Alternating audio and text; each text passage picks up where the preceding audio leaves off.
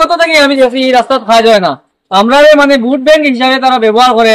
যত নেতা মন্ত্রী আইলা তারা কইল গিয়া এই রাস্তা মানে কিলা মানুষ ওদের থেকে ওধারও যাইতাম ওগুর ব্যবস্থা করে দেওয়া। আর ছাত্র এখন স্কুল মসজিদে যাইতা যেন ওদের থেকে ওধারও ভার হইতা এগুলো কিলা ব্যবস্থা করা ওগু করিয়া ইচ্ছা নাইলে তো আমরা এটা থেকে ইধারও যাইবার কোনো ব্যবস্থা নাই। আর রাস্তা এগুলো খাওয়া যায় না। আমি জন্মগত থেকে আমি দেখি এই রাস্তা খাওয়া যায় না। আমরা মানে ভোট ব্যাংক হিসাবে তারা ব্যবহার করে। যত নেতা মন্ত্রী আইলা তারা ভোট ব্যাংক হিসাবে ব্যবহার করে এই রাস্তাটা বানাই দিক না। আমরা কোনো সরকারি কোনো ফেসিলিটিও পাই না, পানীয় জলও নাই, কিচ্ছু নাই, আমরা রাস্তাও নাই। আজকে কয়দিন থেকে এরকম অবস্থা? এই 2 দিন থেকে এরকম অবস্থা। আমরা সব লোক যোগাযোগ করছি, এখনো পর্যন্ত কেউ কোনো প্রতিনিধি আই আমরা লোক যোগাযোগ করছি না। আমরা দাবি সব পুজো লইছি না, কিচ্ছু লইছি না। এখন একমাত্র আমরা তোরা আগে আমরা এমএলএ সাহেবরে পাইছিলাম, তানিয়া পাইয়া আমরা রাস্তা কইছি, কইলে আমরা আশা দিয়েছেন তাই এটা দেখে দিবা।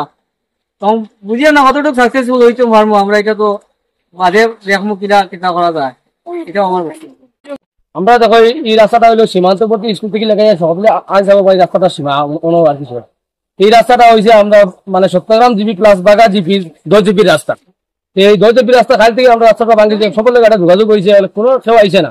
আজকে কালে সকালে আমরা গ্রুপ মেম্বার আইছে, আইয়ে এটা তার ফটো মারি তার গেছে কি এখন মতো কোনো পঞ্চায়েত হোক বা জেডপিসি ওয়ালা বা আমরা সত্যগ্রাম জিপির আঞ্চলিক পঞ্চায়েত ওয়ালা সেও আইয়ে আমরা লোক যোগাযোগ করছেন না। এখন আমরা মোটা স্কুল মধ্যে দেওয়া লাগে বেশি মানে অসুবিধার কারণে ওটাও আমরা একটু আগে আমরা এমএলএ পাইছি, এমএলএ ভাই আমরা ওটা আবদার করছি, এমএলএ বলছেন ঠিক আছে আপনারা টিকা দিব বা এমএলএ লগে আরো পাঠিয়ে আনলা বলন্তা আল্লাহ তাই আগেই নয় একটা মিটিং করছেন, তাই না বলছেন যে ঠিক আছে আমি মানে এমএলএ এটা কইব আমি কইয়া যোগাযোগ করবো। তখন আমরা ওটাও আবদার যাতে আমরা ছাত্র ছাত্র স্কুলের মধ্যে যাইতা যাতে ওগুতা একটা আর কি সুন্দর হিসাবে কাম কাজ মানে ওটা ফুটিয়ে